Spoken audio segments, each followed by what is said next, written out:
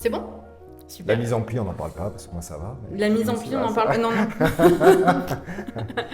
non. Du coup, on est de retour pour une nouvelle causerie et aujourd'hui, j'accueille Fabrice Guérino. Salut Fabrice. Salut.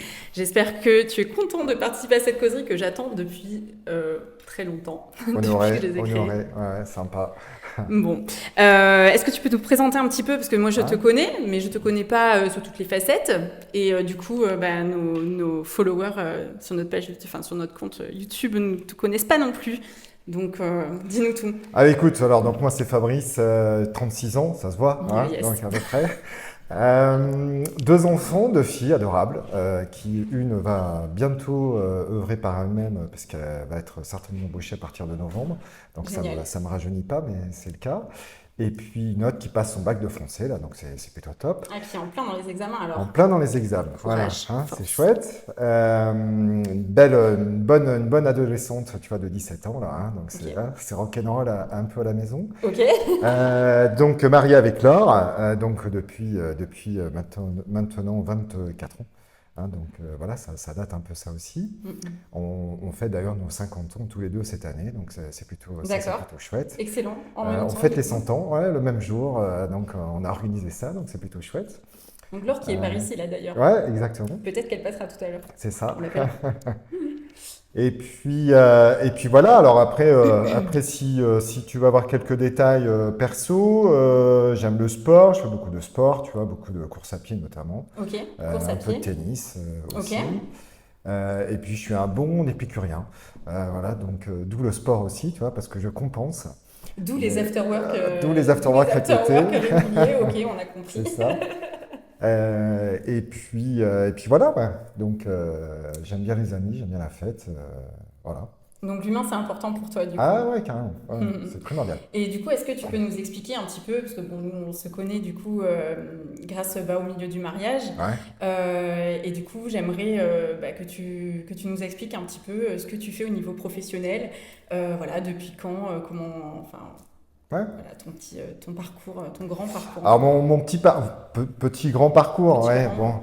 bon. Moi je suis issu du monde commercial, hein, donc à la Ok. base j'ai fait des études pour, et puis j'ai été très vite en fait embarqué dans un grand groupe qui s'appelle Unilever, que tout le monde connaît, D'accord.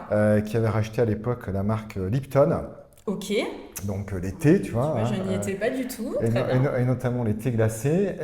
Et donc, j'ai parcouru beaucoup de kilomètres sur la France entière, tu vois, pour développer ces marques, D'accord. et notamment dans le monde du CHR, en fait, collectivité CHR, donc café, hôtel, restaurant. Ok. Donc voilà, on m'envoyait, j'étais un peu le développeur, tu vois, de la boîte, donc on m'envoyait un peu dans toutes les régions, les Alpes, le Sud, etc., etc. Donc depuis Pour Bordeaux, parce que toi, trouver, tu es quand même originaire de Bordeaux. j'ai toujours été effectivement Ok. autour de Bordeaux, effectivement. Et puis, ben, bon an, mal an, j'ai changé après de groupe, en fait. Toujours un grand groupe qui était le Break Bros, plus dans l'alimentaire, Ok. toujours pour les collectivités et CHR.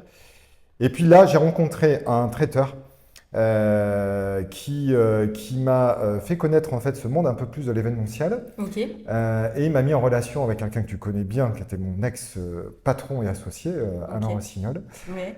avec qui ça a matché direct. Petite entreprise, il organisait un salon. Je ne connaissais pas du tout le monde du salon, tu vois, en fait. Ok. Ah, il t'a fait tomber dans la marmite. Il m'a fait tomber dans la marmite, effectivement. Et puis là, c'est aussi une histoire humaine, c'est-à-dire que le courant passait très très bien avec lui. Donc, sa perspective à lui, c'était de partir à la retraite 6 ans ou 7 ans après, c'est chose qui s'est passée, hein, Ok. réellement. Et il était en train de préparer Il un était en petit train de peu le préparer un terrain. peu le terrain et il voulait Ok. quelqu'un aussi qui l'aide à développer forcément la boîte, ce que j'ai fait volontiers. Et puis voilà, l'aventure a commencé là, quoi, en fait. Donc ça, Donc c'était 2001. t'avais quand même une âme d'entrepreneur alors. C'était pas. Oui, alors moi, je me suis toujours dit que famille, un peu d'entrepreneur quand même, D'accord, ok. plutôt autour du monde de l'automobile, donc rien à Ah, voir, tu vois, en génial, fait. d'accord, ok. Donc moi j'ai toujours dit qu'effectivement j'étais un peu plus indépendant dans ma tête et donc ça me plaisait bien cette idée. D'où aussi l'association avec Alain Rossignol puisque très vite je suis devenu associé en fait. Hein, au bout de 2 ans en fait j'étais associé à Alain Rossignol, D'accord. donc ça a été rapide. Et puis après, j'ai racheté ses parts, entièrement ses parts, quand il est parti à la retraite depuis 2008. Hein. Donc Ok. entre 2001 et 2008, voilà, il s'est passé des choses. On a développé ensemble Bordeaux, on a commencé à développer à peine le Pays Basque, mais un tout petit peu. Et quand tu dis on a commencé à développer Bordeaux, c'est vraiment le milieu, tu parles bien du secteur des salons en fait, c'est ça, Et hein. c'est ça. Donc Hein, là, ça a donc été salon du vraiment le mariage. début. Ouais. Est-ce que ça s'appelait déjà Tangram du coup? Alors Non. comment ça s'appelait et voilà, quel était le... Bordeaux Réunion Ouais. pour la société, donc c'est toujours la société C'était Bordeaux des Réunion, Réunions, en fait, ouais, hein, tout c'est à fait.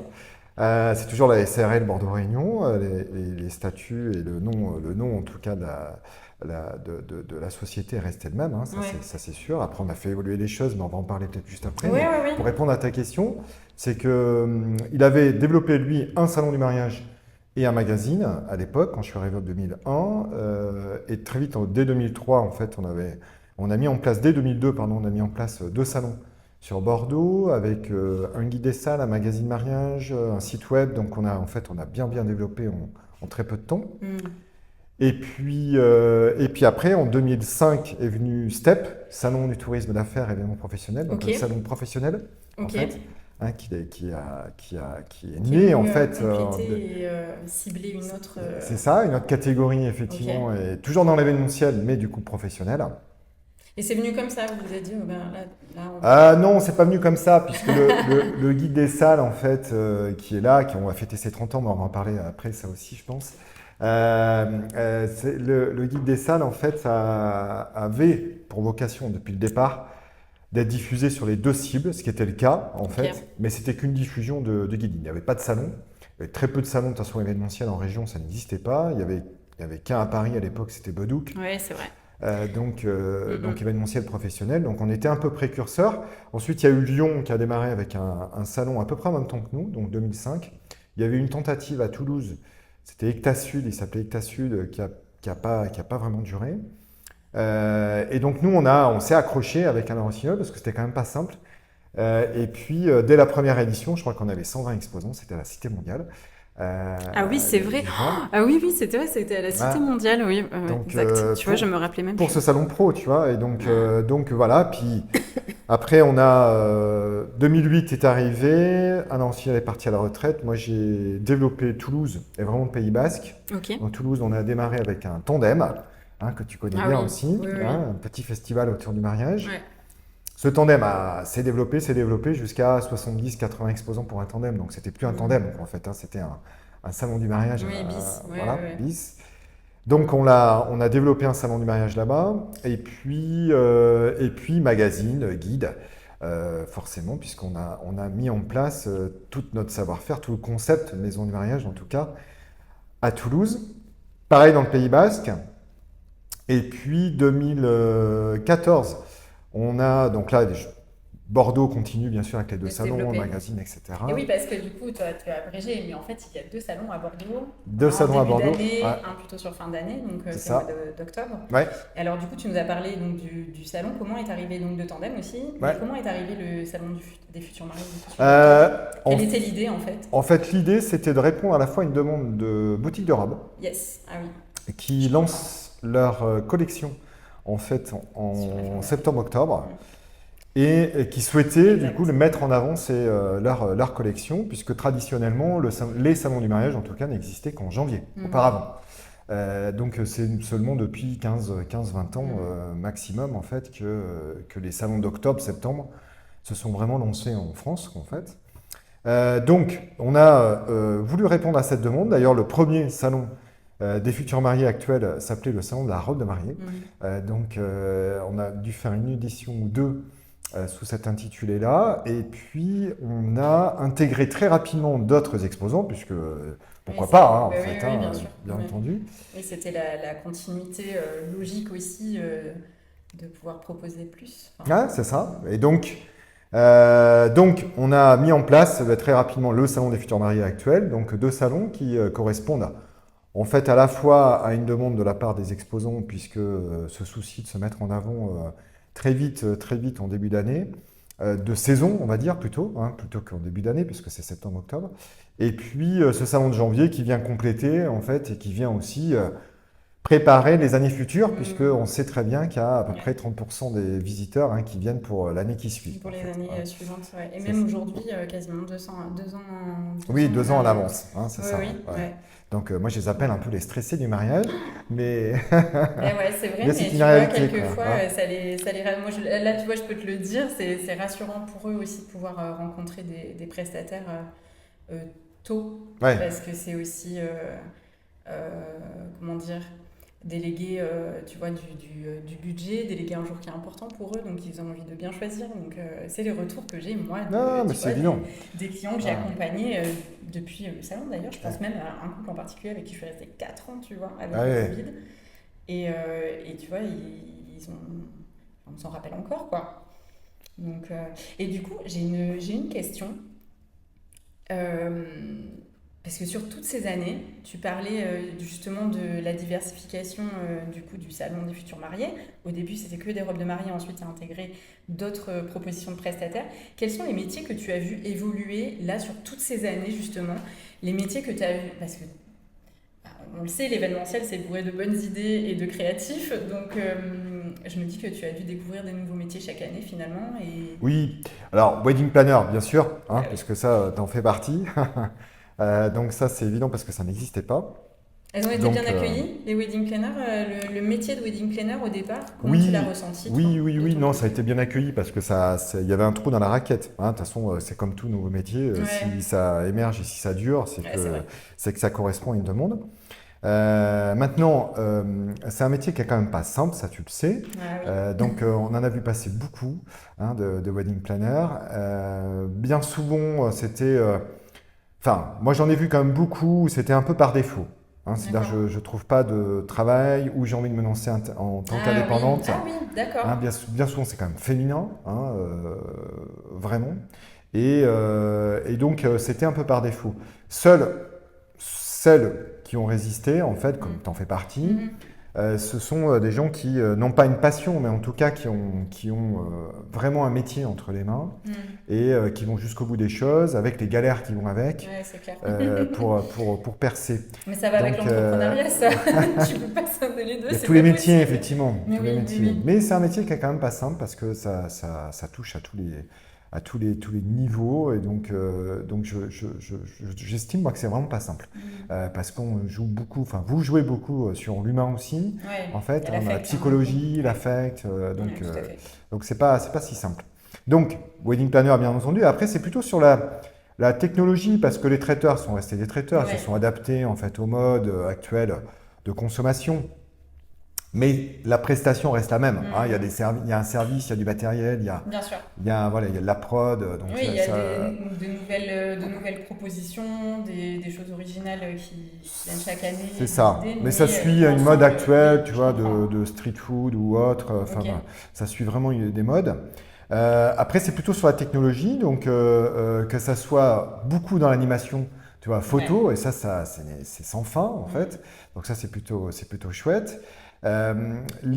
Comment dire, les autres métiers, écoute, ils étaient là il y a 20 ans. Donc on prend que ça soit les tenues, habillement, en fait, robe de mariée, costume, bah, là aussi ça a évolué en fonction des Ouais. modes. Mais c'est tout, en fait, ça n'a Mais pas vraiment évolué, quoi. moi, j'ai remarqué quelque chose, tu vas me dire si tu vas me confirmer ou pas, mais par contre, les métiers que moi j'ai vu évoluer au fur et à mesure des années aussi où j'ai participé aux différents salons, c'est les métiers créatifs, les métiers d'art. Je pense par exemple, tu vois, la customisation de tenues, Mm. la customisation de costumes. Et quand je dis customisation, c'est on part au-delà du patron et de la forme. C'est vraiment le dessin, le côté artistique, la papeterie aussi. Ouais, ouais. Bon, après, moi, j'adore tout ce qui. Enfin, je suis vraiment Oui, t'es sensible. sensible. Oui, je suis sensible à ça. Et chaque année, je me dis, bah, c'est incroyable, en fait. Aujourd'hui, on fait venir. Tu vois, je pense à Il était une feuille. Salut Émilie, qui du coup intervient directement sur les mariages, peindre une scène, pour bah, vraiment personnaliser une robe de mariée, enfin voilà, d'une façon unique. Et ça, c'est des choses que je trouve, ou alors c'est parce que je n'étais pas peut-être dans le secteur avant 2000, je sais plus, mais ça fait 14 ans bientôt, quoi. Ouais, c'est ça. Mais du coup, moi j'ai l'impression que quand même la partie artistique est venue se greffer aussi à l'univers du mariage, en fait. Oui, oui, oui, mais parce que je pense que c'est des évolutions aussi du temps. Alors là, du coup, on ne parle même pas d'effet de mode. Ouais. C'est plutôt peut-être une prise de conscience ou je ne sais trop quoi, en tout cas. Mais le côté artistique, effectivement, maintenant est intégré dans peut-être beaucoup d'activités, y compris le mariage. Mais on parle là aussi de sensibilité. Donc, forcément, les gens qui sont sensibles à la culture, à Ouais, c'est l'art, vrai. etc., vont faire appel à Émilie, par exemple, Oui, bien bien sûr. entendu, tu vois, sur le côté artistique. Maintenant, c'est pas non plus ça se saurait sinon, c'est pas non plus Oui, le gros du marché, tu vois. oui, oui, C'est-à-dire bien qu'en sûr. fait, on reste très standard. C'est-à-dire qu'il y a des effets de mode, mais le mariage, en fait, il y a pas plus tradit que le mariage. Ouais. Hein, il n'y a pas plus populaire et tradit que le mariage. Mais au Mm. bon sens du terme, hein, c'est-à-dire que c'est pas Oui, péjoratif ce c'est que une je vraie dis. conviction. Les personnes Exactement. les Hein. couples qui choisissent de se Euh, marier, c'est parce qu'ils ont c'est quelque une part une institution en conviction. fait, hein, Ouais, et ça ouais, reste tout à une fait. institution, et donc et c'est ça qui est génial, et c'est ce qui fait que ça fonctionne et que ça fonctionnera Mm. toujours parce que justement c'est pas, il y a des modes à l'intérieur, forcément qui bougent en fait les choses, Ouais. mais tu prends un mariage il y a 40 ans et un mariage aujourd'hui, bah c'est quoi? Il y a une fête, il y a des invités, il y a un repas, il y Ouais. a l'église ou Oui, il y a pas, il y des a attentes qui sont euh, différentes après, hein. Enfin, moi, je le c'est vois ça. de mon côté où vraiment, oui, il y a des attentes qui sont différentes, mais c'est vrai que la base reste de se retrouver quand même avec les proches. Hmm. Et quand je parle de la famille, mais des amis aussi, hein, et d'avoir aussi un peu plus la main sur ce qu'on a envie de dépenser aussi. Pour se faire plaisir aussi, pour faire plaisir à ses invités. Ça, c'est Oui, vraiment ce qui ressort en fait à chaque fois bien sûr. en tout cas des couples que j'accompagne moi de mon côté. Et alors du coup, il y a quelque chose quand même que j'aimerais clarifier, c'est marrant, parce que pour la partie mariage, du coup, tout le monde connaît la maison du mariage. Alors, qui peut venir à la maison du mariage? Comment ça se passe? Est-ce que quelles sont les informations que peuvent trouver les couples? Quel est le parcours en fait? Bah, le parcours, alors ici, quel est le rôle de la maison du mariage? En fait, c'est de recenser un maximum de prestataires, de lieux, en fait, qui correspondent bien sûr aux attentes des futurs mariés. Donc, à nous de trouver, dénicher en fait les bonnes idées, de mettre en avant justement les nouveautés, à la fois sur les salons, à la fois sur notre site, à la fois sur notre blog, etc., etc. Et cetera. Et donc, la maison du mariage, c'est un intermédiaire entre les prestataires, les lieux et les futurs mariés Mhm. via différents médias, donc un média salon, un média print avec les magazines, un média site web, un média blog. Et après ici, il y a l'humain quand même hein, qui rentre en jeu. Donc si jamais des futurs mariés sont en difficulté ou hésitent ou autre, il y a une équipe hein, qui peut répondre. C'est pas juste un chatbot. C'est Euh, vraiment ça que j'attendais d'entendre, enfin, que j'attendais, non, mais que je voulais savoir. donc il y a une vraie équipe. Donc c'est le cas, hein, c'est-à-dire qu'il y a des futurs mariés qui peuvent nous appeler un peu en panique parce qu'il y a une salle qui a fermé, parce qu'il y a un prestataire qui est Ok. plus qui est plus d'actualité. Enfin donc ça bouge tous les ans et puis c'est normal. Hein, donc Ah, donc vous recevez quand même des coups de fil. Tu vois, ça, j'avais pas du tout la notion du coup si ouais, ouais, ouais. On reçoit des coups de fil, on reçoit aussi des coups de fil.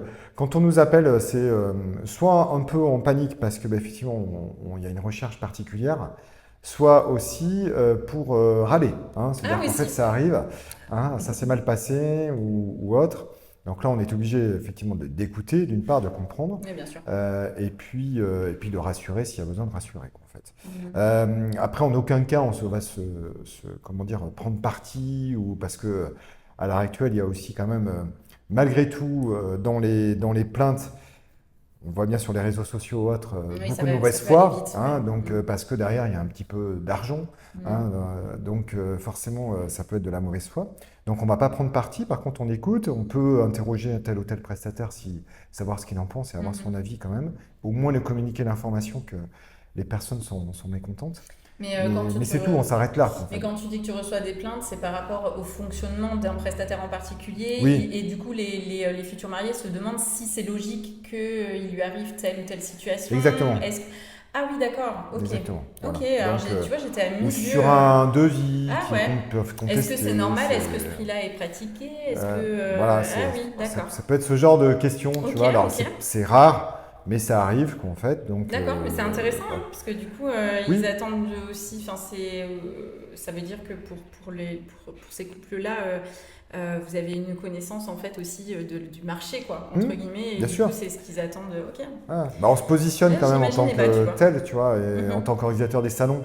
S'ils ont sélectionné, tu vois, un prestataire sur un salon, ils ont Ah, quand même identifié qui organisait le salon. bien, bien, bien. Donc s'il y a une plainte, entre guillemets, Est-ce en que tout tu as cas des reçu des questions. plaintes déjà pour moi? S'il te plaît, pitié, dis-moi que non. Non, Non, je- non, non. Merci.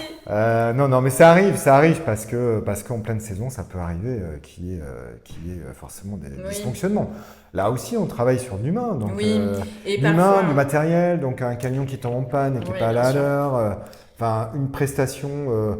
C'est souvent aussi des métiers qui sont à risque là-dessus Oui. et plutôt à flux tendu. Donc ça peut être un traiteur, tu vois, un Mm. traiteur qui effectivement a plusieurs prestations le jour J. Bon, bah, il y a un camion qui tombe en panne, une livraison qui n'est pas là, Mm. ou une livraison qui ne devait pas être livrée à tel endroit, mais à tel endroit. Mm. Enfin, donc ça peut arriver, malheureusement. Oui, et puis je pense que je rebondis sur ce que tu dis, mais je pense qu'il y a une notion en fait du secteur d'activité que les futurs mariés n'ont pas. Et ça, c'est bien normal. Moi, je l'explique, tu sais, dans mes coachings. Hein, je t'avais dit que j'avais créé une ligne de coaching.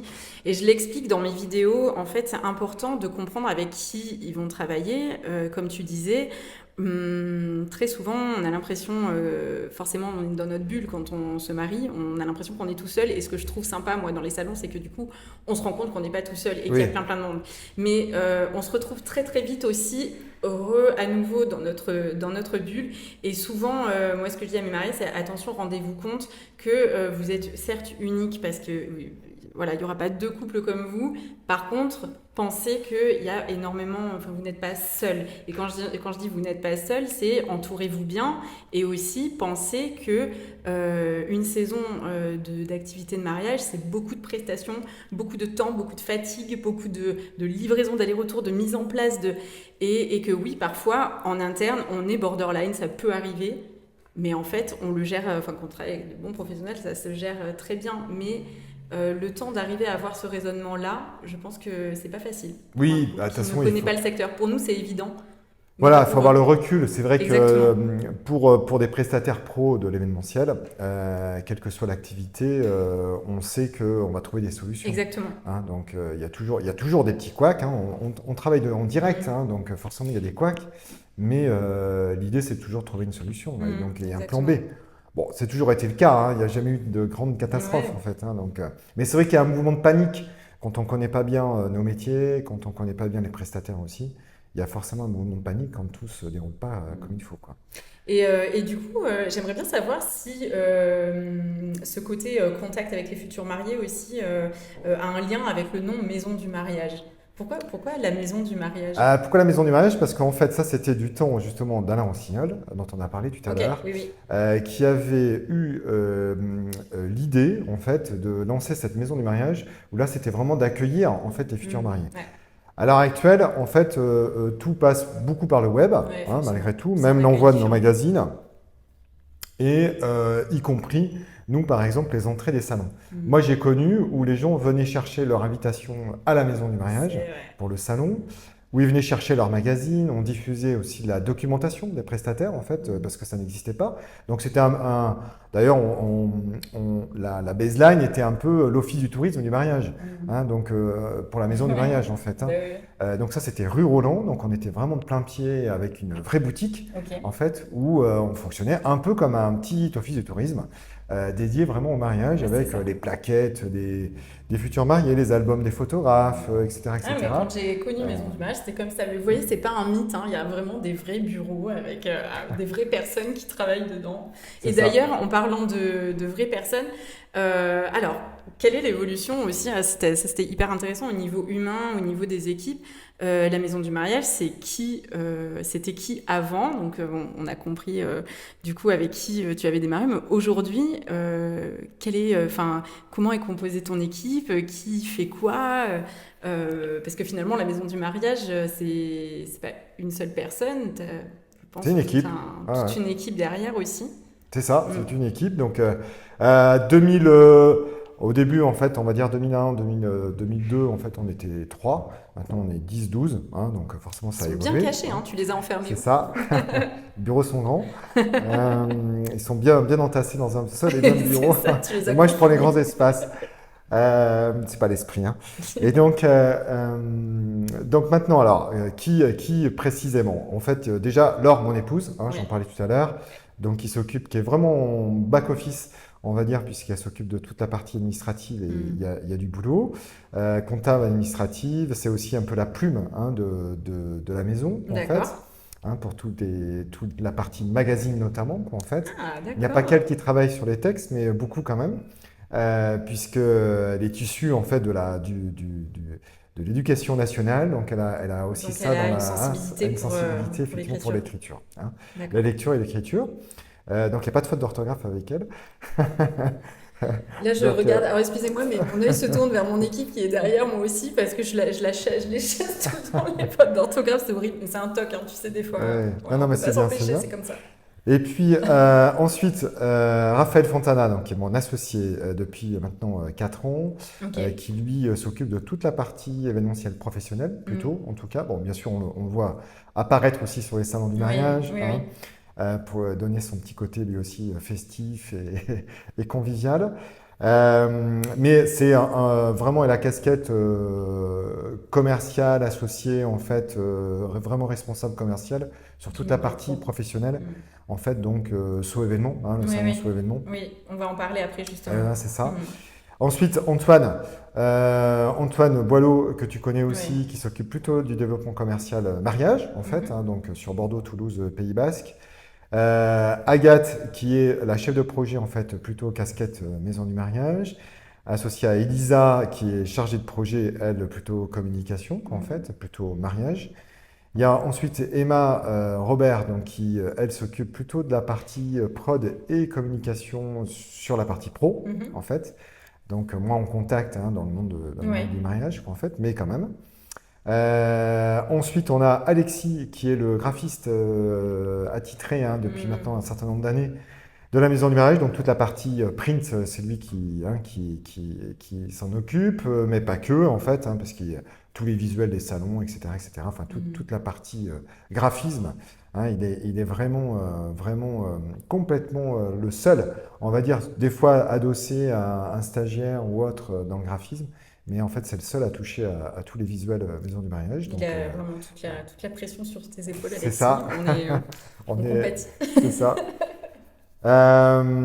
Ensuite, il y a des contrats pro, des stagiaires, donc selon les saisons, en fait, et Bien selon sûr. l'activité, en fait, on est une équipe voilà, entre 10 et 12 personnes, en Mm. fait, en permanence, en fait, dans les bureaux, quoi. D'accord. Voilà. Donc ça fait. Donc, c'est une équipe, Ouais, c'est vraiment. Il y a un travail de fond et c'est vrai qu'il y a les visages qu'on croise tous les jours. Des fois, je réponds au téléphone, Antoine. Des fois, je ne réponds pas, mais je viens directement à la maison du mariage, ne m'en veux pas.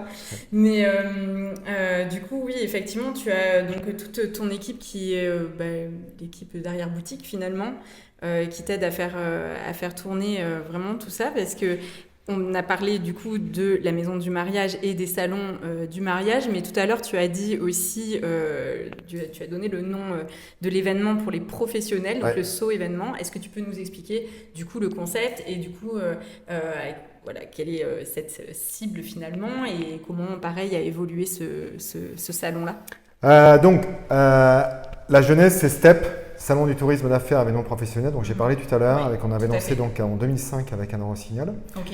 Ensuite, c'est devenu Happening en 2008-2009 pour Mhm. le nom de cet événement. Donc, c'est Ok. un événement annuel. L'objectif de cet événement, c'était de créer un rendez-vous annuel, en fait, sur la région, entre les prestataires, lieux qui offrent leurs services ou qui mettent en avant leurs services envers les événements professionnels. Mhm. Donc tout ce qui est séminaire, dîner de gala, Ok. convention, etc., etc. Puisque ça n'existait pas en région, c'est ce que je vous disais tout à l'heure. Ensuite 2004, donc Happening passe. On passe les crises 2008-2009, parce qu'on parle Ouais. souvent crise Covid, mais on a quand même Oui, il y a suivi eu d'autres crises Il avant. n'y a pas eu que la crise Covid, c'est vrai, C'est c'est ça. vrai ce que tu dis. Donc 2008-2009, c'était une crise bien sûr financière, complètement autre, mais dans la partie professionnelle, c'est pour ça que j'en parle là. Autant le mariage, on est passé à peu près à travers À travers, cette mais pas pour crise. le coup. Moi, je suis arrivée après, du coup, c'est hyper intéressant ce que tu dis. J'ai pas ce. Mais 2008-2009, Cette chronologie. 2010, ça a été quand même très compliqué. Il y a eu 3 ans à peu près très compliqués Ok. dans le business pro, en fait, puisque tout était gelé sur les dépenses de communication Ouais, oui. par les entreprises. Beaucoup d'entreprises ont mis la clé quand même sous la porte à cette époque, en fait, parce que c'était quand même une grosse crise. Je crois qu'on parlait à l'époque de moins 70% dans l'événementiel Ouais, professionnel. c'est énorme. Donc c'était énorme. Ouais, c'est énorme. Plus important même que le Covid, j'ai envie de dire. Donc le Covid, on a eu quelques mois vraiment fermés, mais à chaque fois c'est reparti. Donc avec forcément l'inertie de l'événementiel, mais malgré tout c'est quand même reparti. Là c'était vraiment bloqué dans les budgets com. En fait il n'y avait plus grand chose qui s'est passé. Donc on a eu un petit flottement là pendant cette période-là. Après on a relancé bien sûr la machine. Donc on est assez persévérant, on ne lâche pas le morceau. Ouais, c'est clair. Non, mais je me dis, mais en fait, moi je me dis, oui, on parle du Covid, mais en réalité, t'en as connu combien des crises finalement? Deux importantes. Deux grandes crises. Deux ok. Ouais. Donc, j'ai pas tout loupé, quoi. Non. Ensuite, 2014, l'association avec nos partenaires Meet & Com, qui est une agence parisienne, qui a organisé un événement dans le sud de Nouvelle-Aquitaine, donc à Biarritz notamment. Et on s'est rencontrés pour se dire, tiens, on va pas devenir concurrents, c'est un peu dommage sur la même région. Ouais. Autant collaborer et construire un événement durable, forces. en fait, c'est allier nos Génial. forces. Donc ce que l'on a fait, est de la naissance de So Événement, donc D'accord. 2014, donc ça a 10 ans maintenant. Donc So Événement, en fait, est né d'une alliance avec un confrère. Exactement, finalement. Ok. exactement. Ok. Et puis depuis 10 ans, on collabore ensemble, mais non seulement on collabore sur So Événement Bordeaux, mais en plus on a développé So Événement, puisque maintenant il y a So Événement Toulouse. So Événement Nantes et So Événement Rennes. Donc du coup on a vraiment développé sur tout l'ouest de la France.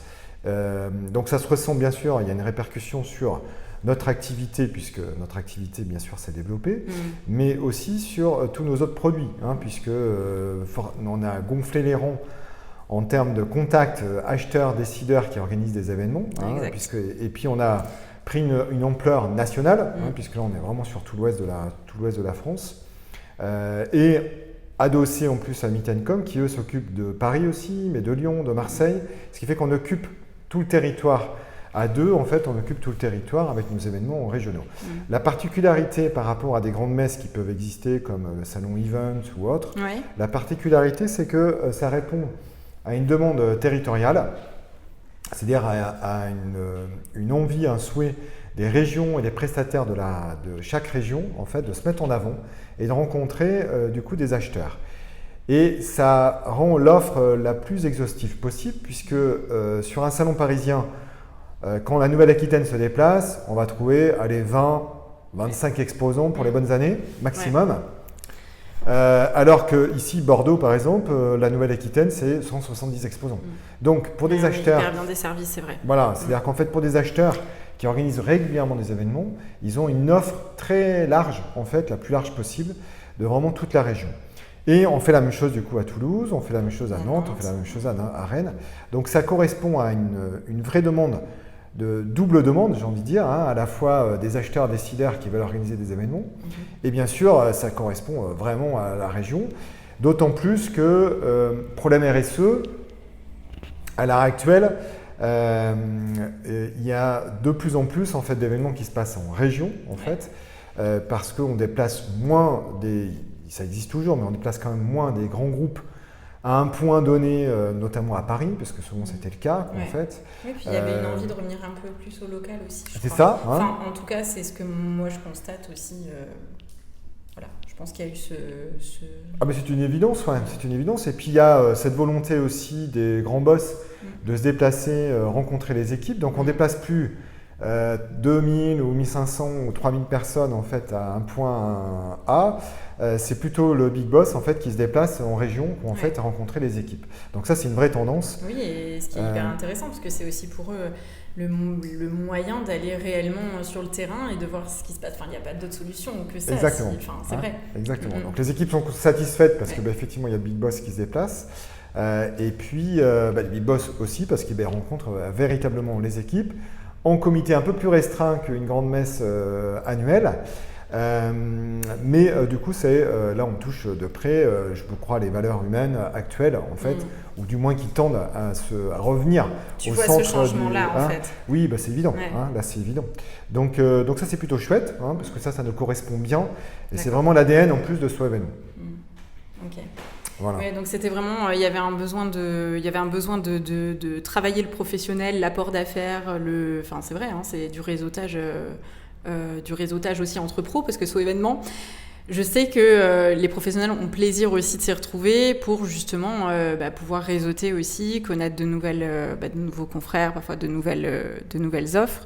Et ce que j'aimerais savoir, c'est qui sont les profils d'entreprises qui vont justement au SO événement. Qui sont les clients finalement? Tu veux dire les visiteurs oui, c'est vrai, je me suis mal exprimée. Les visiteurs. Les visiteurs, en fait, on va dire qu'il y a 3 profils. Tu as ce qu'on appelle les hostile buyers. Donc, ce sont des acheteurs en fait, qui viennent hors région. Qui sont originaires hors région, Nouvelle-Aquitaine ou Occitanie quand on est à Toulouse, etc. Et qui viennent rencontrer une offre locale, en fait, régionale, pour organiser des événements de demain. Donc ça peut être des chefs de projet d'agence ou des DG d'agence en fait, qui organisent pour le compte de leurs clients des événements, mais qui viennent du coup faire des repérages en même temps, en fait, et puis rencontrer cette offre. Ça peut être aussi vraiment en corpo, donc en direct, tu vois, entreprise. Donc ça peut être Coca-Cola, ça peut être EDF, ça peut être SNCF, qui se disent, tiens, on a tel événement et tel événement organisé. Donc, dont un à Bordeaux, ça tombe bien, il y a un événement, un sous-événement qui est organisé là-bas. Je participe pour rencontrer une offre un peu plus large que celle que je connais déjà, en fait. Donc ça, c'est le premier profil. Donc ça, tous les ans, c'est une centaine de site buyers en fait, qui viennent, donc vraiment hors région, qui viennent sur le salon, en fait, sur l'événement. Et ensuite, il y a un profil qui est plutôt premium, régional, local, d'acheteurs, en fait, décideurs, qui organisent régulièrement des événements, en fait, et qui viennent rencontrer aussi cette offre-là pour découvrir des nouveautés, consolider des fois des accords passés, etc. etc. Donc, pourquoi premium chez nous? Parce que effectivement, ils organisent vraiment régulièrement et des budgets importants tout au long de l'année. Bien souvent, c'est lié à des grosses entreprises quand même. Donc voilà. Et là, pour répondre entièrement à ta question, les profils sont différents. C'est-à-dire que tu peux avoir à la fois une assistante de communication, à la fois une directrice ou directeur de communication, en fait, un directeur ou directrice commerciale. Ça peut être le DG en direct, ça peut être l'assistante de direction. Donc selon les événements qui vont se passer dans l'entreprise, en fait, il y a des profils différents. D'accord.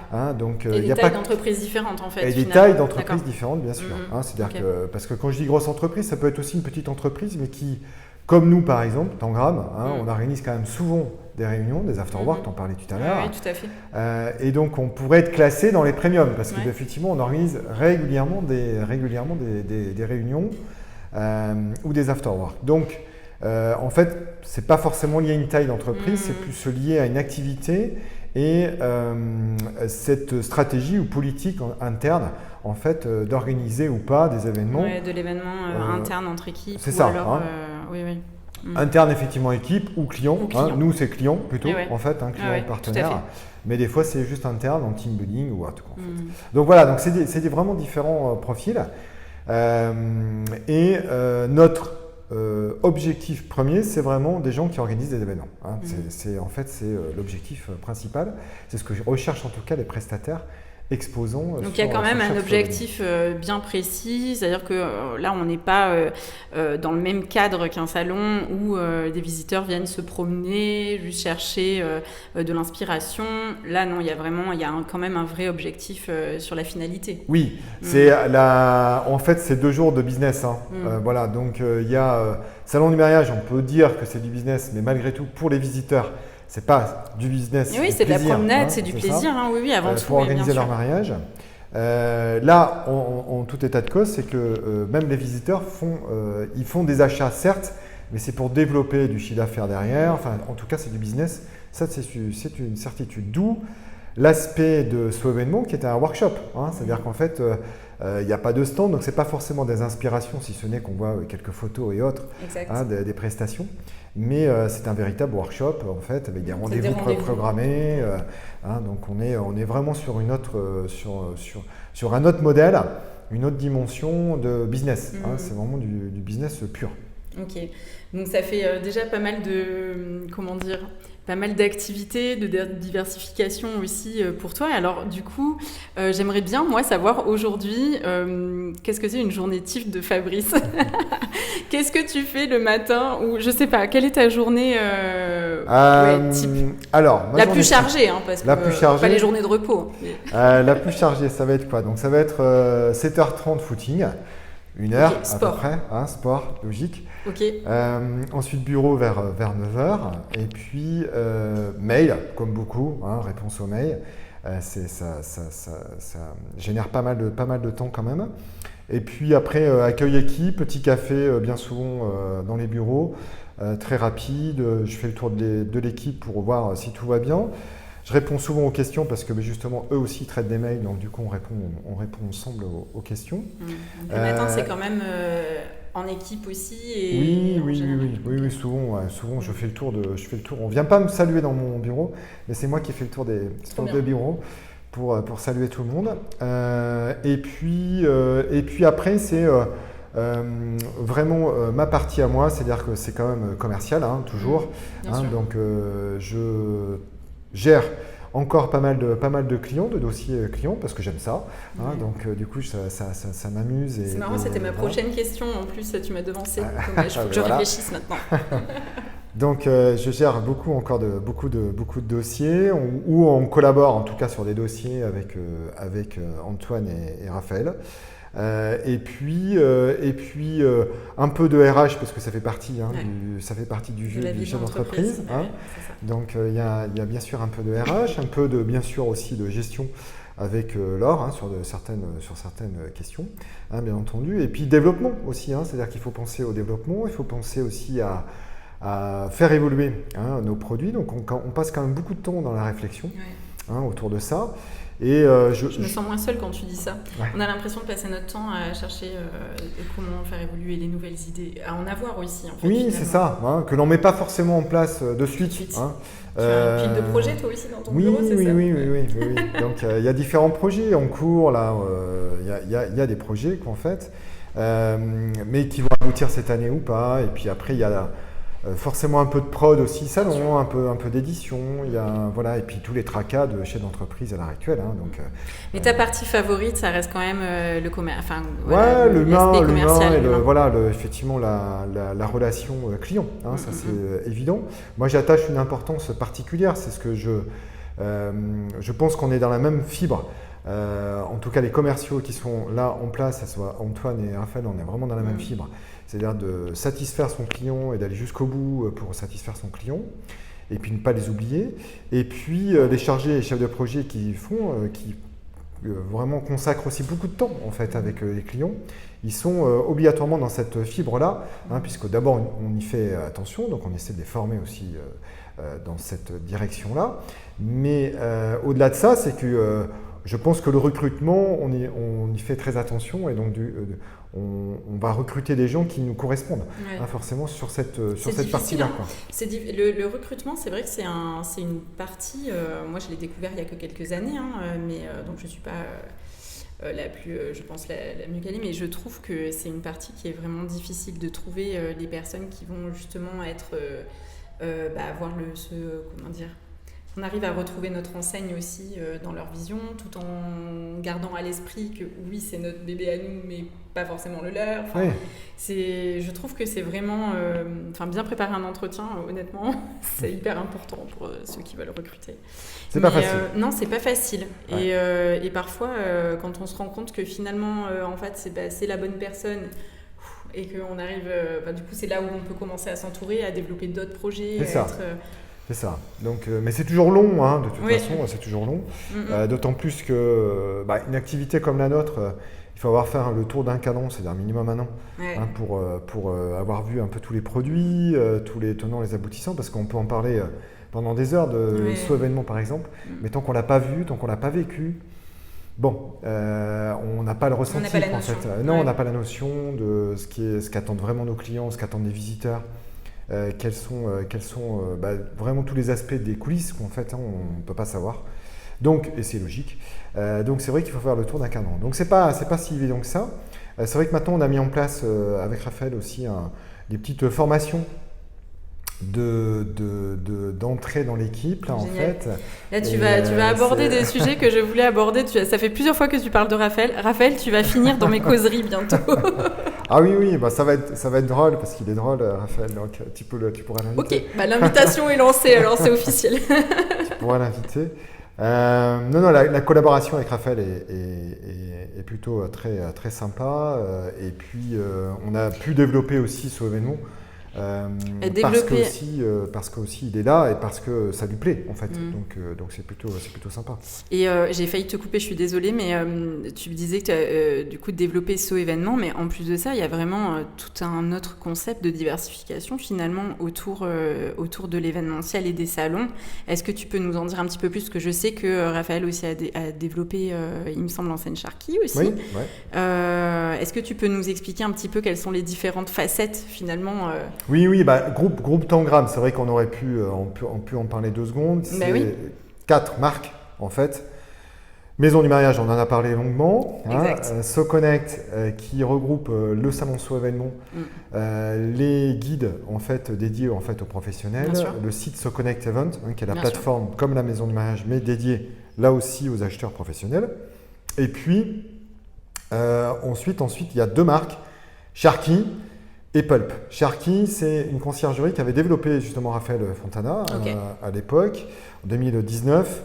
Covid est arrivé, petite société, un peu compliquée, et avec Raphaël, on s'était déjà rencontrés pour éventuellement collaborer. Moi, j'aime bien la collaboration avec sa marque, puisqu'elle pouvait être complémentaire, et je le pense toujours, puisque c'est le cas, complémentaire à nos activités. C'est-à-dire qu'en fait, elle permet, puisque c'est une conciergerie, c'est un facilitateur d'événements, et donc ça permet de rendre nos services en fait complètement aboutis. Je m'explique.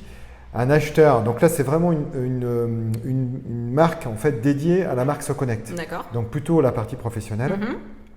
Mais Sharky permet en fait à des acheteurs, décideurs qui sont passés sur du événement, qui sont passés par le biais de nos autres médias en fait, et qui n'ont pas le temps ou qui, malgré nos médias, etc., n'ont pas vraiment trouvé encore leur prestataire. Et qui veulent s'adosser sur nous en fait pour avancer dans leur projet et organiser leur événement.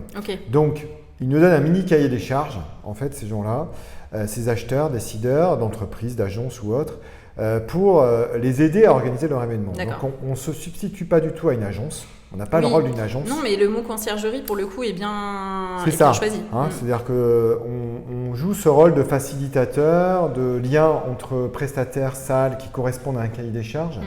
Et on essaie que ça aboutisse, que ça aille jusqu'au bout. Donc, en fait, la boucle est bouclée. C'est-à-dire qu'on propose du média pour organiser son événement, pour la recherche de lieux, de prestataires et autres, que ce soit un salon, guide ou site web.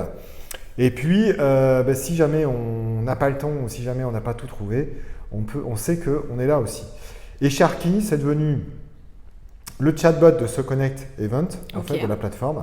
Il y a un petit chatbot maintenant qui utilise l'intelligence artificielle, en fait, que l'on est en train de développer, parce que comme toute intelligence artificielle, on se doit en fait de la nourrir, en fait, de cette intelligence artificielle. Donc on est en plein dedans là en fait, puisque. C'est intéressant du coup comme sujet. Oui, c'est fort intéressant. Et donc on fait évoluer la marque Cherki, qui était une activité d'un indépendant qui était Raphaël en fait, pour répondre à ces cahiers des charges, à quelque chose de plus abouti dans nos produits. Donc c'est comme ça, moi je le voyais depuis le départ, et Raphaël bien sûr aussi. Et on l'a intégré en chatbot. Donc voilà, donc même cette petite marque, on va dire Cherki, est en train de se développer à travers nos produits. En fait. Oui. Donc en fait, à chaque fois, c'est complémentaire finalement. Une activité avec l'autre devient s'imbrique. Exactement. Finalement. Et puisque du coup, Pulp. J'allais t'en parler. Tu m'as parlé de Pulp. Alors, du coup, explique-nous. Pulp, c'est une petite agence de com intégrée. Donc, on parlait d'Alexis en fait, et donc c'est lui qui s'occupe de ça, bien souvent, mais pas que, parce que c'est vraiment du service plus en fait, envers nos clients, principalement nos clients. Donc, puisqu'on organise des salons, il y a des besoins en papeterie, il y a des besoins en kakémono, il y a des besoins, et voilà. Donc là, on est en support, en fait, tu vois, avec cette marque, en fait, en support. Il y a des fois des besoins de nouveaux clients qui ont besoin d'un petit site vitrine que Alexis peut développer, en fait, donc c'est le cas.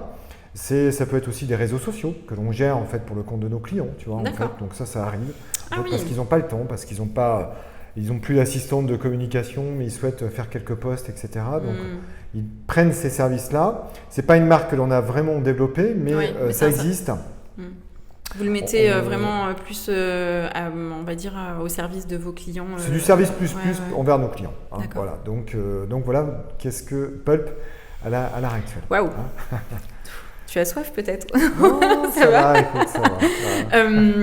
Du coup, ma question, non, est-ce que, là, je ne sais pas si tu te rends compte depuis tout à l'heure, mais de tout ce que tu nous expliques, là, aujourd'hui, si tu dois poser un mot sur ton parcours, quel mot ça serait? Est-ce que tu te rends compte du chemin que tu parcours depuis le début, en fait? Est-ce que tu arrives à lever le nez là-dessus? Alors oui, parce qu'on a voulu quand même l'évolution, tu vois, donc forcément, l'évolution, elle est surtout en fait, on peut la remarquer sur le territoire, hein, ce que je disais tout à l'heure, c'est-à-dire qu'on était bordelais, on s'est développé en Occitanie, ça a l'air de fonctionner puisque maintenant ça fait une dizaine d'années, Pays Basque, pareil, ça fait 12-13 ans maintenant, 13 ans. On arrive à Nantes depuis maintenant 3 ans, ça va être la 4e année, et Rennes aussi, parce que ça switch entre Nantes et Rennes. On est bien accueillis, on répond à une demande, ça dure, on s'installe petit à petit, en fait, et on arrive à répondre à une véritable demande. Donc là, on peut s'en rendre compte parce que avec le recul, on se dit, on était bordelais et maintenant on agit dans tout l'ouest de la France, donc ça c'est plutôt sympa. Mais quand tu dis tu parles vraiment de toute ton équipe. Oui, et toi en tant que personne, mais est-ce que le Fabrice de 2004 2001, 2001, est-ce que le Fabrice de 2001 se dit tiens, dans 20 ans j'aurais monté tant de salons, j'aurais diversifié, j'aurais créé 4 succursales ou même plus, je n'ai plus compté. Mais c'est plutôt de cette prise de conscience-là que je parlais, tu sais, la prise de conscience personnelle d'entrepreneur aussi au départ, parce que il y a cette soif-là, je pense, quand on est entrepreneur, de se dire, en fait, on s'arrête jamais, on a tout le temps des nouvelles idées, on rencontre tout le temps de nouvelles personnes, et en fait, on a toujours envie de plus. Comment tu arrives à lever le nez sur tout ça Alors, il y a effectivement, depuis le départ, il y avait quand même des perspectives, notamment Toulouse. Toulouse et Pays Basque. Objectif 1, quoi. Voilà, c'était objectif 1, c'était Toulouse. Pourquoi Toulouse? Parce que, en fait, il y a beaucoup de connexions dans l'événementiel pro, notamment. C'est vrai. En fait, c'est un chouette secteur. Ouais, c'est un chouette secteur. C'est Sud-Ouest. Pays Basque, bien entendu, aussi. Donc, il y avait quand même cette perspective et cet objectif de départ, mais qui a pris quand même du temps, tout en consolidant quand même. Bordeaux, puisqu'il fallait quand même bien consolider Bordeaux, que ça dure et l'inscrire dans quelque chose de pérenne. Donc ce qu'on a réussi à peu près à faire, même si, attention, une remise en cause est nécessaire tous les ans. Donc ça, donc cet objectif-là, il est non pas atteint, puisque c'est jamais atteint. Est-ce que j'allais dire, est-ce que tu l'atteindras un jour? Peut-être On pas. ne sait pas. Mais par contre, on est arrivé vraiment à s'intégrer. Et puis, c'est pas que des opportunités, hein. C'est-à-dire qu'on essaie de s'inscrire à chaque fois dans une durée, la preuve. Et donc, c'est ça qui est intéressant, hein. C'est pas de faire du one-shot. Faire du one-shot, je pense que je sais pas faire, ou du moins ça me plaît pas. Donc, j'essaie vraiment d'inscrire où je vais le vivre vraiment comme un échec. Donc, ça arrivera peut-être. Et puis ça fait partie de la vie d'une entreprise et de la chaîne d'entreprise. Mais en tout cas, pour le moment, on s'inscrit vraiment sur une durée, donc ça c'est plutôt sympa. Donc oui, ce recul-là, je l'ai, hein, forcément, puisqu'on a œuvré, on a réfléchi, et on n'est pas allé en plus tête baissée, on a fait des choses dans une évolution logique, pas trop vite, et on s'installe petit à petit, donc ça c'est plutôt sympa. Prendre le temps. Ouais, exactement. C'est un très bon conseil pour, je pense, les nouveaux et entrepreneurs déjà posés même, mais de prendre le temps de faire les choses. Oui, quand on parle développement, malheureusement, on en voit beaucoup en fait qui se développent très rapidement et qui malheureusement en fait vont pas jusqu'au bout, soit arrêtent les projets, soit aussi ferment les portes. En fait, il y a beaucoup d'entreprises qui se sont développées très très rapidement et trop rapidement. D'abord parce que il faut préparer les équipes. Parce que effectivement d'organiser 2 salons et 5 salons du mariage, c'est pas la même chose. Et quand tu dis préparer les équipes, pour toi ça veut dire quoi? C'est les préparer psychologiquement, notamment. Moi je pensais à ça. Excuse-moi, des horaires? Quels horaires? Où ça? À se dire que ça va être un peu plus dur quand on a 5 salons plutôt que 2 ou 3 en fait. Dans l'année. On peut on avait vu qu'Agathe et Antoine, ils sont fatigués à un moment donné dans l'année, on le voit. Ils sont... C'est ça. Non, mais c'est évident. Et puis, mais c'est psychologiquement, mais c'est aussi dans l'organisation surtout. C'est-à-dire qu'en fait, on fait un métier qui n'est pas compliqué. La seule chose, c'est juste être organisé, se mettre en place des outils qui vont aider à s'organiser, bien sûr. Donc c'est notre cas, on réfléchit beaucoup là-dessus, et des process qui vont faire qu'on duplique. C'est-à-dire que quand on achète, je sais pas moi, des campagnes de com, on ne va pas les acheter que pour un salon, on va les acheter pour les 5 salons. Exact. Mais ça, on gagne un temps précieux. Mais c'est pour tout. C'est-à-dire que c'est pareil avec un standiste pour nous, ou un autre prestataire qui va bosser pour nous, un sous-traitant. Et puis pareil pour la partie commercialisation, tu es bien placé pour le savoir. C'est-à-dire qu'on va proposer un peu tous nos produits en fait à un seul client. Bref, si on duplique les choses, donc avec un peu d'organisation, on y arrive facilement et donc c'est juste dans le process que l'on gagne du temps en fait. Donc il n'y a pas besoin de doubler les effectifs parce qu'on double le nombre de salons. Mais il faut acquérir de bonnes méthodes et les transmettre. C'est ça. Et prendre le temps de les transmettre, c'est intéressant parce que tu sais, moi très souvent, je sais pas si... je sais que dans mon activité, j'ai quand même pas mal de demandes, même de stages. Et très souvent, honnêtement, j'en prends pas régulièrement parce que je trouve que les périodes sont pas adaptées. Ah oui. Je sais pas si toi, tu as le même ressenti ou pas. Et justement, c'est à cause de ce que tu viens d'expliquer que je trouve que c'est pas adapté. Pour préparer une équipe, pour préparer quelqu'un, je trouve qu'en 15 jours de stage, c'est mort, c'est pas possible en fait. Possible. Voilà. Dans nos métiers, c'est pas possible. Non, c'est exactement ça. Et je trouve que aujourd'hui, c'est important d'expliquer aussi aux nouvelles personnes qui vont vouloir arriver sur le secteur événementiel que non, ça ne se fait pas comme ça et que parfois il faut passer par des années d'étapes avant d'arriver justement, ou même des mois de préparation et puis d'expérience, avant d'arriver justement au step final où tu te dis c'est bon, je peux organiser moi-même et driver je sais pas combien d'entreprises driver sur un salon, mais je vois même moi sur mes événements, on peut se retrouver avec une quinzaine d'agences juste sur un mariage parfois. Bien sûr. Donc alors j'imagine sur un salon, moi je n'organise pas de salon, c'est bon, je te le laisse. Mais je sais pas jusqu'à combien d'entreprises d'ailleurs. Est-ce que il y en a pas tant que ça. Pas tant que ça, mais c'est plus important. C'est plus important. C'est-à-dire, c'est driver les équipes, tu vois, je parle du standiste par exemple, ou du montage, scène, tu vois, scène, son et lumière. Alors ils connaissent leur job, préalablement tout est calé. Mais malgré tout, il y a toujours les couacs, les aléas. Donc un poteau qu'ils n'avaient pas envisagé pour les standistes ou autre. Et donc forcément, il faut gérer ça et gérer les équipes qui vont avec. Nous, après, il y a aussi l'accueil des exposants qui est très, très, très important. Il y a beaucoup d'attentes là-dessus. Voilà. Donc, on en a 150 ou 170 exposants, il faut les gérer. Ils ont chacun des attentes différentes, ils ont chacun leur stress. Et c'est ça qu'il faut absorber, en fait, parce que un salon, ça provoque du stress, forcément, lors des montages, notamment la réussite du salon, les dépenses que ça implique. Donc c'est ça qu'il faut absorber en fait. En plus du montage du salon, le montage c'est j'ai envie de dire c'est le plus fun pour nous. Ouais, c'est le plus marrant c'est parce que c'est un peu off. l'euphorie là qu'on aime. C'est ça. Oui, c'est notre milieu à nous ça. On connaît bien les prestataires qui bossent pour nous, donc même s'il y a des petits couacs, on les gère et personne ne le voit hormis nous en fait, et on arrive toujours à trouver des solutions. La phase la plus importante et la plus délicate pour nous, c'est plutôt l'accueil des exposants. Donc ça se passe le mieux possible. D'accord. Et comment dire Pourquoi tu les décris comme délicates? Parce que en fait il y a toujours il y a toujours des petits aléas en fait qui font que ça peut mettre un peu de sable, tu vois, dans l'engrenage. Pourquoi? Parce que l'exposant avait prévu une déco mais ça rentre pas sur son stand. Parce que le matin, il a eu d'autres tracas et donc il libère un peu son stress sur nous en arrivant. Parce que dans son équipe, il y a quelqu'un qui n'est pas venu, parce qu'il y a… et donc, ça peut être interne ou c'est ça, ou externe, parce qu'il a voulu, il s'est fait soi-disant livrer d'un stand ou d'une livraison de je ne sais trop quoi, un magazine ou autre, et c'est pas arrivé dans les temps. Enfin, donc il y a plein de facteurs différents en fait. Mais multiplié par 100, 150 ou 200 clients, forcément tu multiplies les tracas. Bonne gestion de stress alors. Ah c'est ça, non mais ça c'est sûr. Et c'est là où les équipes sont durement mis à l'épreuve en fait. C'est ce stress client en fait qu'il faut absorber en plus du nôtre, puisque comme on crée nos événements, c'est pas une liste d'invités. On gère aussi la venue, notamment sur un salon du mariage. On doit gérer quand même la venue de visiteurs.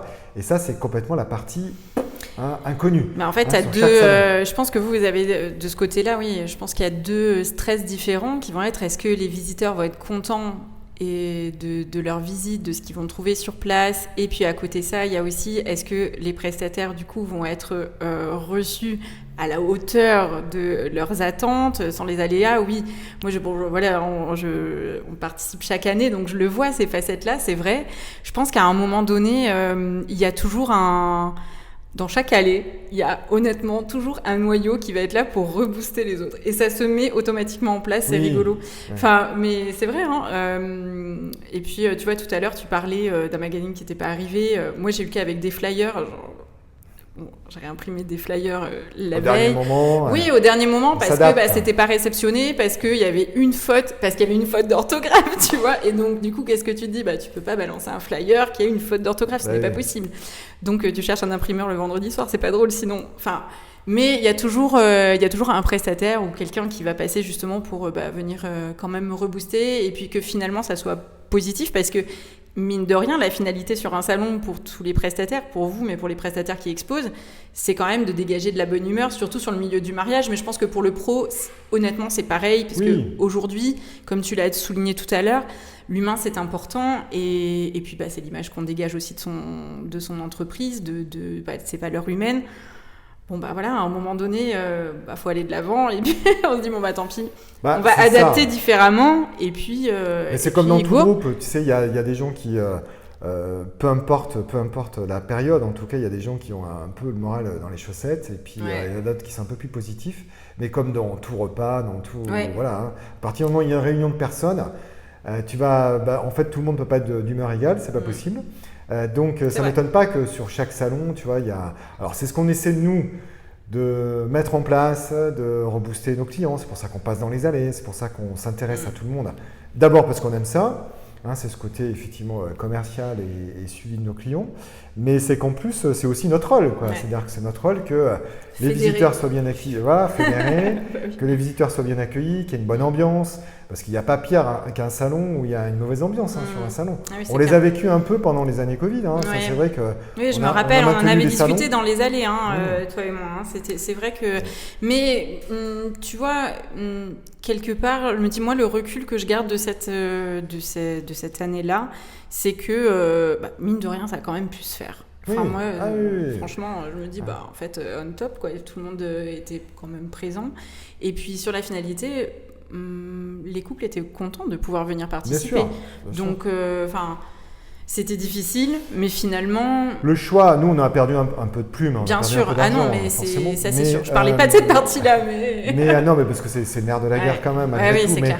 Ce qui était important pour nous, en tout cas, moi, c'est ce que j'avais dit justement aux équipes, c'est parce qu'il y avait deux choix. C'est soit on bâche tout, on prend les aides, et de toute façon, mais parce qu'il y avait heureusement en France des aides, soit on maintient, mais pour nos métiers et pour le futur. C'était d'envoyer, je pense, de très très mauvais signaux aux futurs mariés et au monde de l'événementiel que de bâcher les salons. Donc c'est pour ça qu'on les a maintenus aussi, en fait. Même si, encore une fois, on a perdu quelques plumes, mais c'était pas forcément le problème. Mais parce que tu avais un point de vue qui était sur la longue, toujours pareil, sur la durée, quoi. C'est ça. Hein. Donc, il fallait que ça dure, en fait. Donc on a tenté, puis grâce à vous, hein, grâce aux exposants, en fait, hein, qui nous ont suivis, qui ont cru, effectivement. Et puis de toute façon, il n'y avait pas le choix non plus. Hein, c'est-à-dire qu'il fallait exister, hein, pour tous, en fait. Donc pour nous, pour vous. Les futurs mariés, comme tu dis, ils étaient plutôt satisfaits parce que ça les rassurait aussi de vous rencontrer, pas qu'un échange de mails ou téléphonique. Quoi, de pouvoir voir, moi, il y avait même la rencontre était difficile aussi. Donc, et j'avais même des futurs mariés, des clients qui sont venus me voir et en fait, ça leur a fait du bien de venir. Et même sur cette édition-là, je me rappelle, j'avais des mariés de Paris qui étaient venus nous voir et ils n'avaient aucun intérêt de venir à Bordeaux, hein, mais ils sont venus se balader parce que il y avait ce côté, il y avait besoin en fait de rencontrer, de reprendre, de discuter, de voir. Donc il y a eu cette utilité-là, tu vois, aussi en fait, au dehors bien sûr de vos business en fait respectifs, mais c'était aussi cette utilité de rassurer forcément les futurs mariés. Non mais c'était avec du recul, c'était un peu dingue cette histoire en fait d'année Covid. On a l'impression que c'était un autre monde. Là tout de suite, on se dit non mais en fait, est-ce qu'on a vraiment vécu ça? Mais oui. C'était une parenthèse complètement dingue. C'est bueno? Alors, c'est bueno apparemment. Que serait-ce mes causeries sans les problèmes techniques? Et encore qu'aujourd'hui, tu sais, mon stabilisateur, il nous a même pas lâché, tu vois. Je suis très heureuse de mon stabilisateur. Bref. Du coup, Fabrice, est-ce que tu as laissé le temps de réfléchir aux anecdotes ou à l'anecdote phare que tu aimerais bien nous raconter? L'anecdote phare, oui, bon, ça va concerner un salon. Ok. C'est pas très fun, mais c'était à l'époque... C'était à l'époque plutôt chaud bouillant. C'est le salon de Biarritz qui nous a causé quelques petits soucis. Et on a, c'est des soucis techniques de salle, etc., de RP, etc. Ok. Et on a j'ai décidé, pas tout à fait un mois avant le salon, de changer de salle. Sympa. Donc c'était plutôt Bonjour, sympa. On recommence tout. C'est ça. Tu as annoncé ça à ton équipe. J'ai annoncé ça effectivement. Bon, l'équipe savait qu'il y avait des petits soucis, mais c'était dans notre métier en tout cas. C'est vrai que c'est une anecdote qui m'a marqué parce que forcément l'équipe m'ont traité de fou. On dit mais c'est pas possible, on va pas changer de salle au dernier moment. Et les exposants. Parce que là, c'est quelque chose là, il me tente que tu me racontes.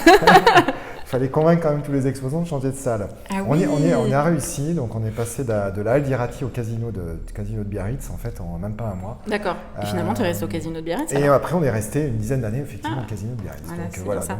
Et ça c'est vrai que, alors bien sûr, dit comme ça, on se dit oui bon c'est pas, mais en fait c'était un vrai chamboulement parce que la com on avait communiqué depuis 6 mois sur une salle. Et comment tu as été accueilli? Alors par ton équipe, je suppose qu'ils étaient prêts à tout. Ouais, c'est ça. Mais les exposants nous ont traités de fous aussi, forcément. Mais on s'est déplacé, on a essayé de convaincre le plus possible. On a dû avoir 1 ou 2 exposants qui ne nous ont pas suivis parce qu'ils ne croyaient pas au projet, en fait. D'accord. Mais 6 mois après, le reste nous ont suivis. Donc un mois pour réorganiser alors. Ouais, organiser un salon qui était déjà organisé depuis 6 mois, quoi, en fait. Donc challenge relevé finalement. Ouais, challenge en plus une belle réussite. Donc ça nous a renforcé forcément les liens commerciaux avec nos clients. Et puis aussi travailler dans l'urgence, check. Check. Même les fournisseurs n'y croyaient pas, enfin les standistes et autres, parce qu'il a fallu reconstruire un plan, il a fallu tout refaire en fait, de A à Z. Ah oui, et là alors oui, parce que du coup il a fallu faire tous les repérages, il a fallu tout refaire. Exactement. Donc en un mois, concrètement. Non, c'était plutôt tendu, mais c'était en tout cas une anecdote métier qui nous a bien. Chouette anecdote. Ouais, exactement. Ok. Et puis après, des petites anecdotes d'accueil aussi sur les salons, où ça c'est rigolo, tu vois, de couples qui arrivent et tu te dis, mais ils viennent sur le salon du mariage, mais je pense que dans 6 mois, ils sont plus ensemble. T'as eu cette impression-là dès le début, d'accord, ok, à l'arrivée. Où chacun paye sa place, enfin, c'est des petites, tu vois, des petits détails. Non, mais ça, j'aurais pas imaginé. Ah oui, d'accord, ok. T'as la future ou le futur qui paye sa place, et puis l'autre qui passe derrière sans dire un mot. Donc ça, c'est rigolo, tu vois. Ah ouais. Et ça, c'est des choses que toi, tu as vues quand t'as raconté. À l'accueil, on le voit tous les ans. À l'accueil, on le voit tous les ans. Ah, mais je me rends pas du tout compte. Ils arrivent même avant de rentrer sur le salon en s'engueulant, quoi, en fait. Donc, ah oui, ça, oui, on est d'accord. Alors, pour X ou Y raison, c'était pas forcément pour l'organisation de leur mariage. Mais donc, forcément, quand tu organises le salon du mariage, tu peux te poser des questions, quoi, voilà. Donc, mais ça, c'est plutôt sympa. Ah oui. Hein, ça, c'est sûr. Et puis après, qu'est-ce qu'il y a eu d'autre? Si, ces clients, là, c'est plus... des fois, ça nous était arrivé. On a mis en place des process qui nous évitent ça, mais c'est arrivé de vendre un stand à 2 clients. Hein, donc ça, bonjour. J'étais plutôt coutumier, moi, en fait. Ça m'est arrivé plusieurs fois. D'accord.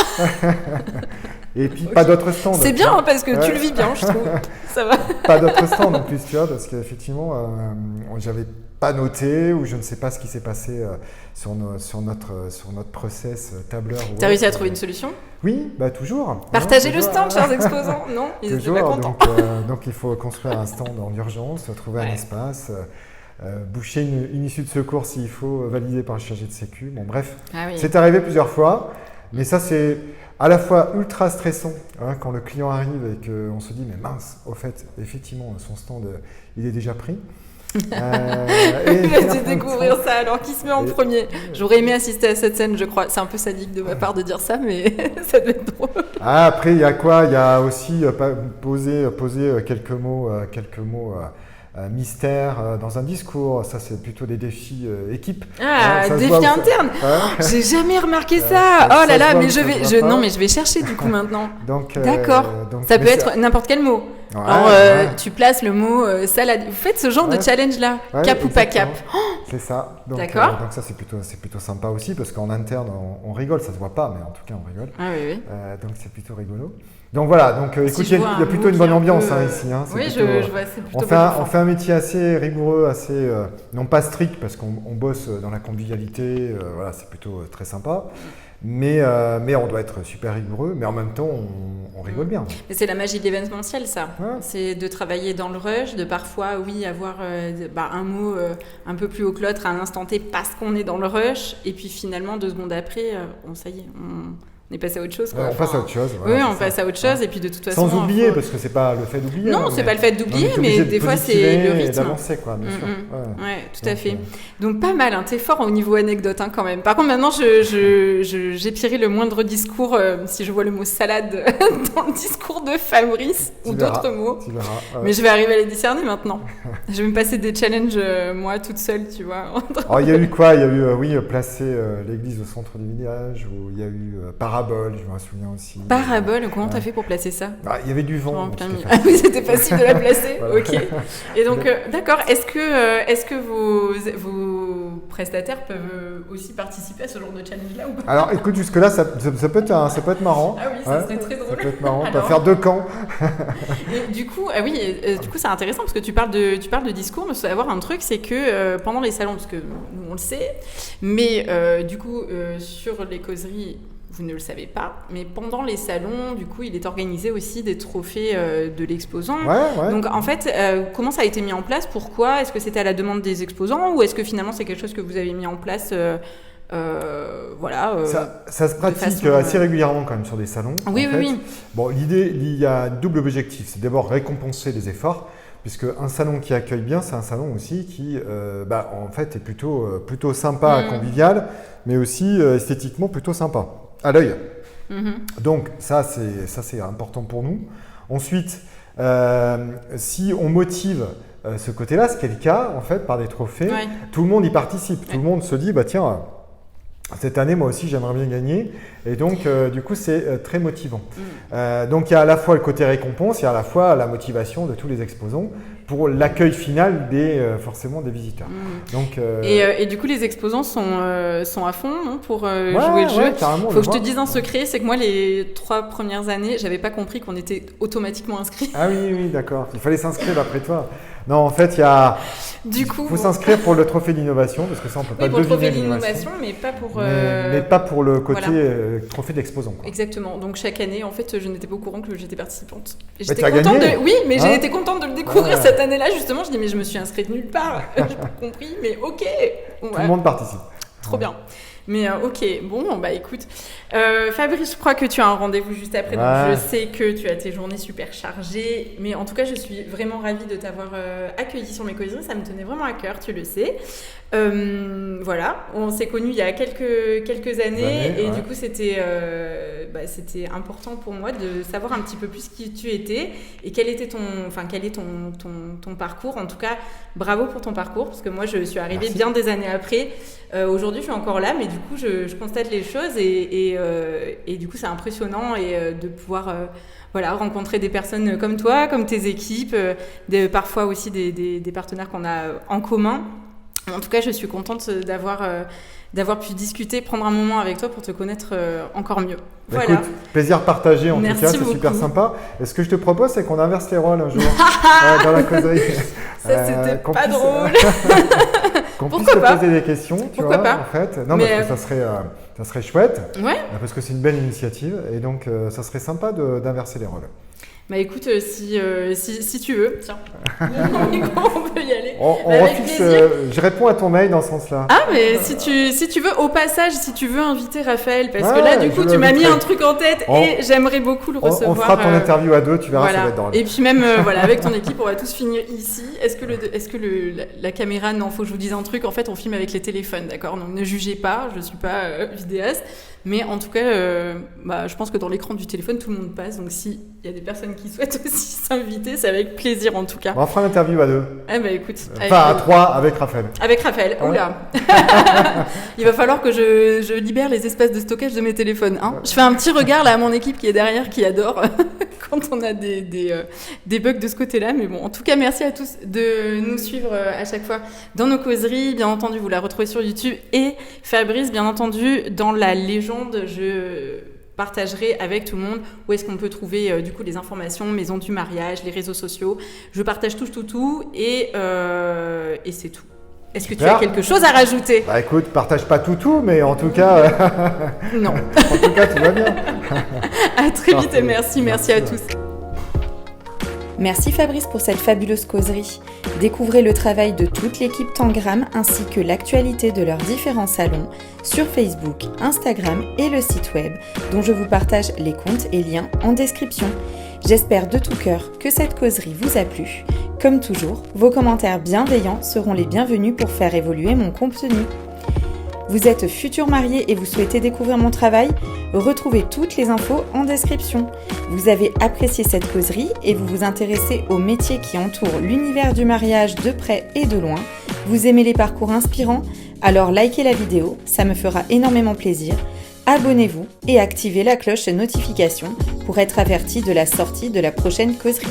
Vous avez envie de partager votre expérience du milieu événementiel du secteur du mariage en tant que pro? N'hésitez pas à me contacter par mail pour organiser une causerie. Merci et à très bientôt.